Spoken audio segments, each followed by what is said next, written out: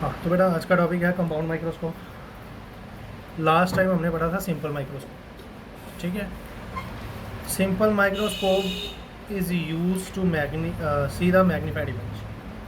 ठीक है, अब सिंपल माइक्रोस्कोप के होते हुए कंपाउंड माइक्रोस्कोप की ज़रूरत क्यों है? देखो, सिंपल माइक्रोस्कोप से हमें जो टाइनी ऑब्जेक्ट है वो मैग्नीफाइड तो दिखती हैं, ठीक है, बट वो क्लियर नहीं दिखती। इसको हम बोल देते हैं ब्लर। ठीक है, जब हम उनको मैग्नीफाइड करते हैं तो उसके पिक्सल फटते हैं जब हम सिंपल माइक्रोस्कोप यूज़ करते हैं।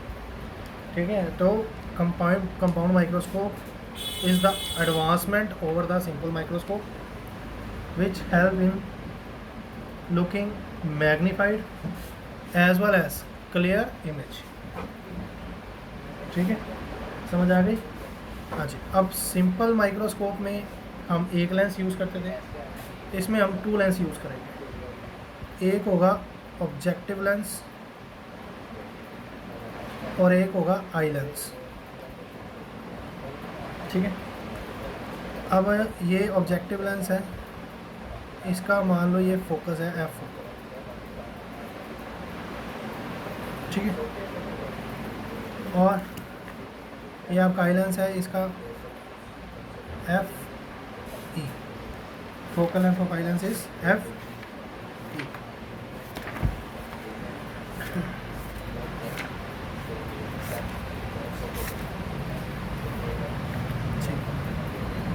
देखो, इसको हम लोग छोड़ो, ये focal length of eye lens में। ठीक है, अब मान लो कि एक रे आई इससे पैरेलल, ये ऑब्जेक्टिव है, इसका इधर भी फोकल लेंथ होगी एफ ओ। जो रे पैरेलल होती है वो कहाँ से पास करती है? From the focus. ठीक है, एक रे हमने लेनी है ऑप्टिकल सेंटर से।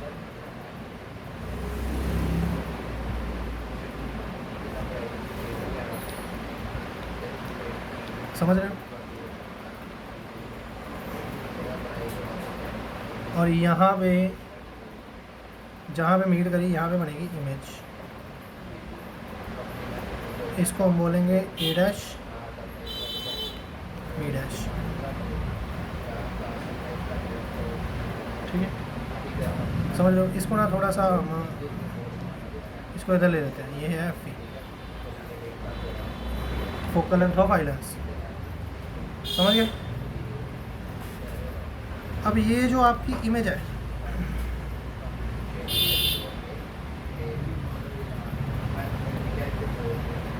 ये जो है इमेज है, ये इमेज इस लेंस के लिए ऑब्जेक्ट का काम करेगी। ये जो इमेज है इस लेंस के लिए ऑब्जेक्ट का काम करेगी। तो मान लो ये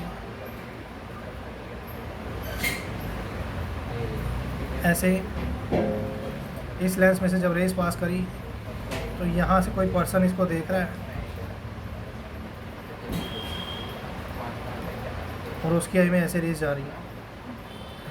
ठीक है, एक रे आप, 2 रे तो ऐसे ले ली, एक रे आपने ऐसे ले लेनी जो ऑप्टिकल सेंटर में से पास कर रही है। ठीक है, अब मैं ना बेटा इसको रीट्रेस करूँगा तो ये कहीं और ही बनेगी, मैं इसको अब खुद से ही बना रहा हूँ। मान लो यहाँ पे मेरी इमेज बन रही है, इनको पीछे रीट्रेस करने में। ठीक है, थोड़ी गड़बड़ हो जाएगी इसमें, थोड़ी गलत बन जाएगी, तो इसको पीछे रीट्रेस करने पे इमेज यहाँ पे बन रही मान लो।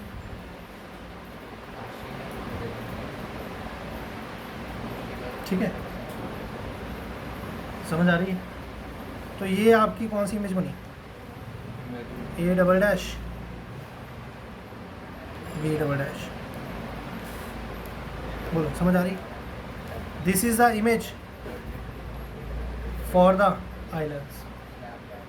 मैं दोबारा से समझा रहा हूँ आप लोगों को। ये आपका ऑब्जेक्ट था, यहाँ से 2 रेज आई, वो यहाँ पे मीट करी, ऑब्जेक्टिव लेंस के कारण यहाँ पे इमेज बन रही है। अब ये जो इमेज बन रही है ये ऑब्जेक्ट का काम करेगी फॉर आई लेंस। और इसके कारण जो रेज यहाँ से पास करेंगी वो कहीं पे मीट नहीं कर रही, हम उनको रिट्रेस कर रहे हैं पीछे की तरफ, ठीक है। तो वो यहाँ पे मीट कर रही है और यहाँ पे आपकी फाइनल इमेज बन रही है, ठीक है, समझ रहे हो। अच्छा, अब हम मान लेते हैं कि ये जो फाइनल इमेज है ये बन रही है least distance of distinct vision पे, मतलब 25 सेंटीमीटर, ठीक है। अब उसके बाद हमने कल भी पढ़ा था मैग्नीफाइंग पावर। मैग्नीफाइंग पावर क्या होता था? Ratio of angle subtended at the eye by the final image to the angle subtended at the eye by the object. ये आपकी इमेज है और ये आपकी ऑब्जेक्ट है, समझ रहे हो, but they are not at the same line. तो सबसे पहले we have to place them at the same line. तो मैं इसको मान लो, इसको उठा के यहाँ पे रख देता हूँ, ये इसको मान लो मैंने पोजीशन मान लिया इसका, इसको मान लो पोजीशन मान लिया A1। अब ये फाइनल इमेज का यहाँ पे एंगल बन रहा है बीटा, ये अपना C1 और ये अपना C2, फाइनल इमेज यहीं पे बन रहा है। और इसके कारण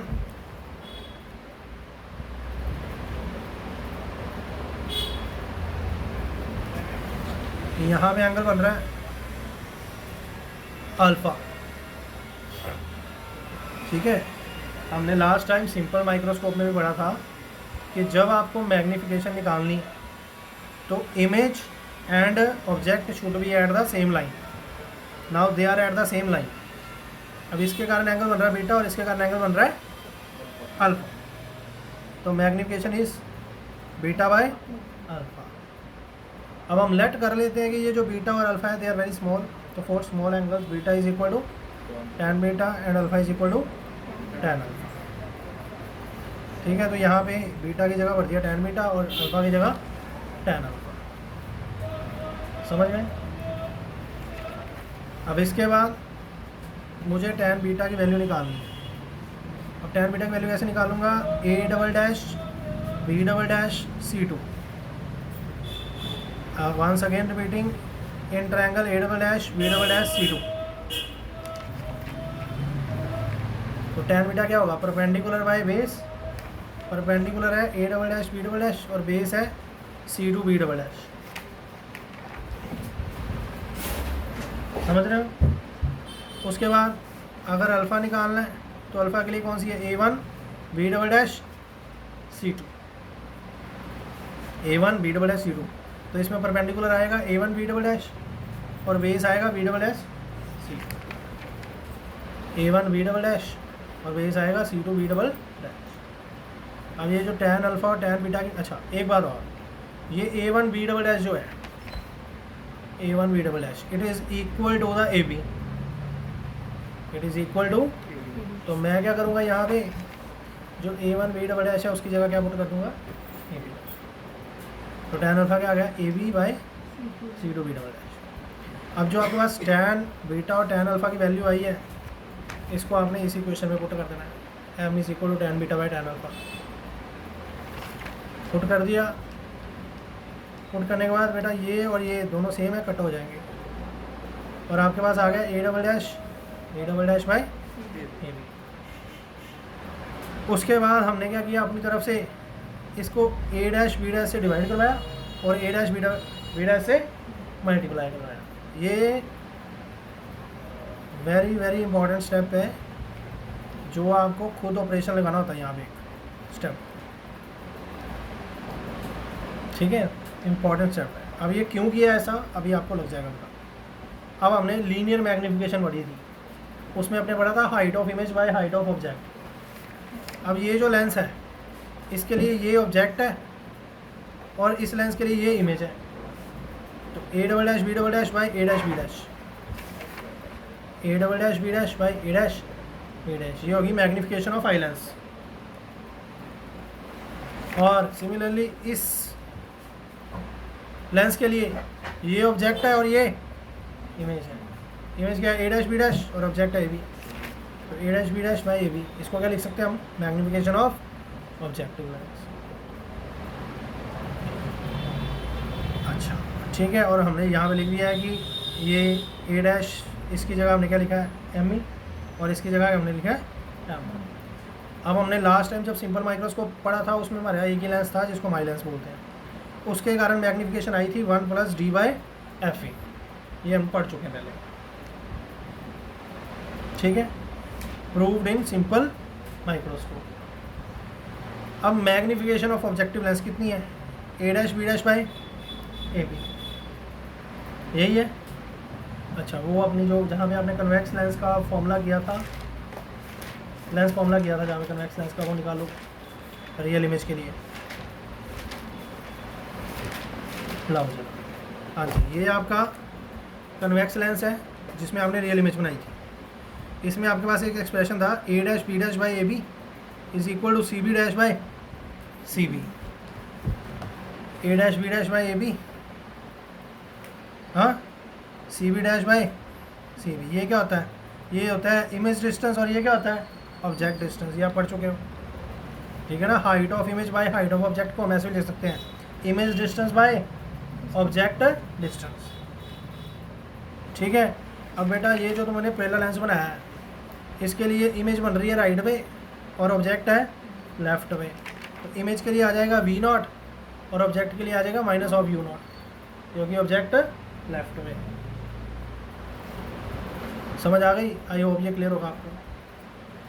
ठीक है, अब एम और एम ई की वैल्यू यहाँ पे पुट कर दो, जो आपने यहाँ पे डाला है एम ई और एम ओ, इनकी वैल्यू जो आई है यहाँ पे पुट करो इसमें, और इसमें पुट करने के बाद आपके पास ये आ जाएगा -of v0 by u0 1 + d/Fe। ठीक है, अब देखो बेटा, कल आपने किया था सिंपल माइक्रोस्कोप, उसमें आपके पास ये रिलेशन था अकेला, m = 1 + d/Fe। आज के रिलेशन में क्या है साथ में इसके, इसमें एक और फैक्टर साथ में मल्टीप्लाई हो रहा है v0 बाई u0। अब एक बात और याद रखना चाहिए, v0 बाई u0 हमेशा >1 होगा। अगर ये >1 होगा मतलब ये वैल्यू इसके साथ है मल्टीप्लाई हो रही है, तो मैग्नीफिकेशन और ज़्यादा इंक्रीज हो जाएगा। तो कंपाउंड माइक्रोस्कोप का ये बेनिफिट है कि it helps in magnifying the image. ठीक है, चलिए अब थोड़ी सी और इसके ऊपर कुछ एजम्पशंस भी होती हैं, अब हम इसको एजम्पशंस की बात भी कर लें। ये अभी मैं साइड रेस्ट पे रख रहा हूँ, सम एजम्पशंस।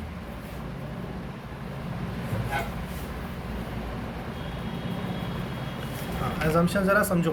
देखो, ये बेटा तुम्हारी ऑब्जेक्ट है, ठीक है। अब जैसे जैसे मैं ऑब्जेक्ट को ये लेंस की तरफ लाऊंगा ना, मान लो ये ऐसे बड़ी है, इसको मैं अगर लेंस की तरफ लाऊंगा तो ये इमेज पीछे की तरफ जाएगी। ये देखो, मान लो ये ऐसे है तो ये ऐसे है, अगर मैं इसको आगे लाऊंगा तो ये पीछे की तरफ जाएगी।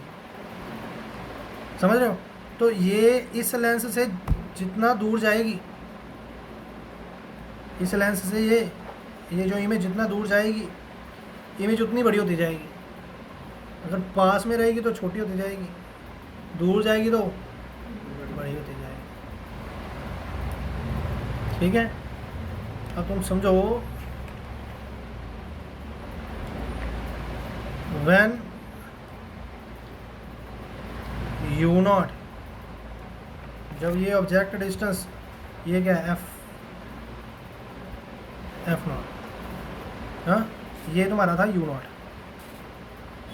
अगर मैं ऑब्जेक्ट को आगे ले आऊँ f पे, तो u0 किसके इक्वल हो जाएगा, f0 के। ठीक है, समझ रहे हो? तो ये जैसे जैसे आगे जाएगा ये पीछे जाएगी।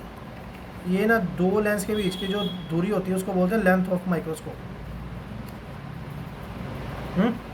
तो मान लो कि ये जो इमेज है ये कहाँ पे बन रही है, very near to eye lens, means तुम्हारा v0 क्या हो जाएगा, l हो जाएगा। तो मैग्नीफिकेशन क्या बन जाएगी, m = v0, v0 की जगह आ जाएगा l, और u0 की जगह -f0, 1 + d/Fe।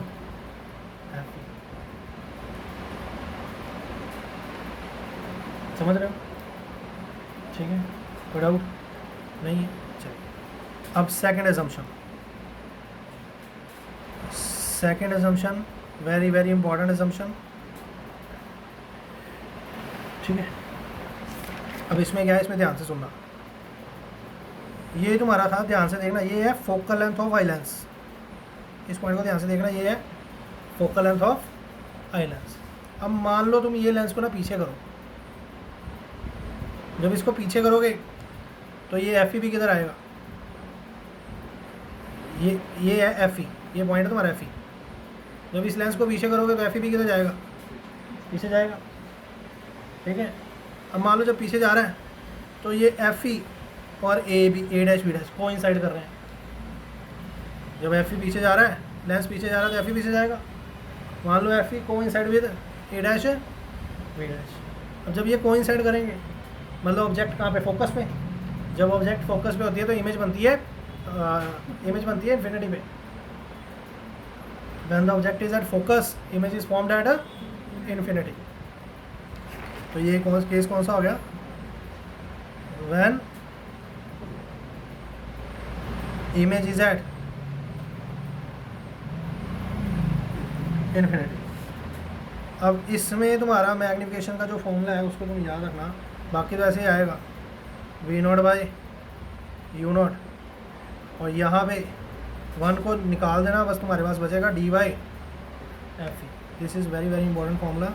This is the case when your image is at infinity. Okay, तो this is the entire discussion about the compound microscope. बाकी का हम नेक्स्ट टाइम करेंगे।